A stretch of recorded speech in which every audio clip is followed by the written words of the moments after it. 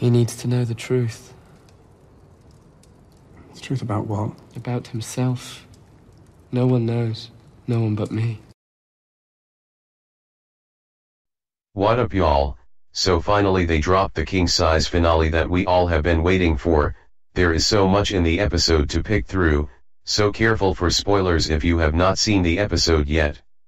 So let's have a view at the top WTF moments that were just jaw-dropping. Number 7, Dragon Pit. The moment when Jon's group rolls up to the Dragon Pit, you get a little bit of a pleasant recap, and we start getting those really awesome reunions. Podrick and Tyrion, Brienne, and the Hound, which was awesome. We can see how Hound has turned around as a character when he chuckles and implies that he's not gonna try to get in Brienne's way, as if he wouldn't have a chance against her. So that was a really nice way to show how all these different houses have put aside their differences in common cause for the army of the dead. But when the Hound sees his brother, he lets him know how is it going to end for him. This is them telling us that there's gonna be a Clegane Bowl before season 8 is done. Number 6, revealing the White Walker. When Daenerys landed on the dragon, Euron looked surprised, but Cersei is pissed and she says to Dany, "You're late," as if she is not scared at all. But when the Hound reveals the White, so she finally does react to something, like holy crap, like she actually believe it's real. And when they hack it to pieces, Qyburn picks up a hand and is fascinated by the whole idea. He was thrown out of Citadel as he used to open up living to know the secret behind death, so he may be the only one who is not scared and is fascinated by the idea of Army of Dead. Number 5, Cersei Tyrion face off. Probably Tyrion's best scene this season. Tyrion had been a bit of a problem this season, but he unloads all the good stuff in this face-off. Cersei understands that he didn't kill Joffrey but still blames him for death of Myrcella and Tommen and traces it back to death of Tywin, but Tyrion tries to explain that he didn't wanted to destroy the family and even offers her to execute him if she wanted. Number 4, Lord Baelish planning and execution. Littlefinger tries to brainwash Sansa against Arya, implying that Arya wants to kill her and become Lady of Winterfell herself, to which Sansa seems convinced and all, but later there's a scene in which first Sansa calls Arya to the Great Hall to make it look like Arya's in trouble, but instead Sansa accuses Littlefinger of murder and treason, which surprises and scares the hell out of Littlefinger. Littlefinger claims he had done everything best in Stark's interest. But then Bran, who can see the past, lets him know that they already know how he betrayed their father and kept a knife to his throat. You held a knife to his throat.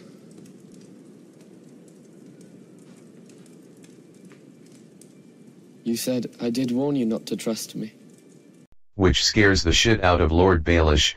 Then he tries to manipulate and get out safely, but then Arya just comes in casually and swings her knife on his throat, finally killing Littlefinger.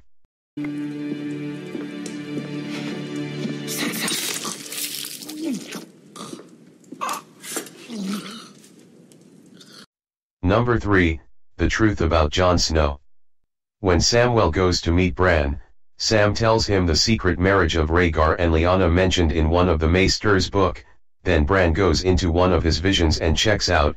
They find out that Jon Snow is not a bastard and Rhaegar never raped Lyanna, but instead they married each other in secret, and, on deathbed, Lyanna hands over Jon Snow to Ned Stark to keep him safe and names him Aegon Targaryen, which makes him heir to the Iron Throne. Number 2, one of the most awaited, Daenerys Jon incest scene. Jon and Daenerys are actually related. Rhaegar Targaryen was Daenerys Targaryen's brother, so this incest bomb is gonna blow up in season 8. It's gonna be so much fun to see what they do with this situation now, as Tyrion, who is in hallway with a concerned look on his face like, oh, this might not end well. Number 1, no doubt at all, R.I.P. the Wall. Pretty much the only big action piece in the episode. It would have to happen eventually. The army of the dead was eventually gonna make it south of the wall, but we got few explanations, so we know what's up with Vice Ryan now. We know little bit about how it works. It looks like he has all the same abilities that he had when he was still alive. It's just that now he breathes blue fire, for those who are wondering whether or not that makes sense. We think the idea is being White Walker Dragon, if he breathes normal flames he himself bursts into fire, so basically Night King's magic lets him breathe blue fire that becomes cause of destruction of the wall. And finally the army of dead is marching to south of the wall. So that was all. Do let us know in the comment section below which scenes blew your mind. We also did a leaked script video for the finale episode before it was aired. Feel free to check it out, give this video a thumbs up, and do subscribe our channel for more TV and movie related awesome stuff. Peace.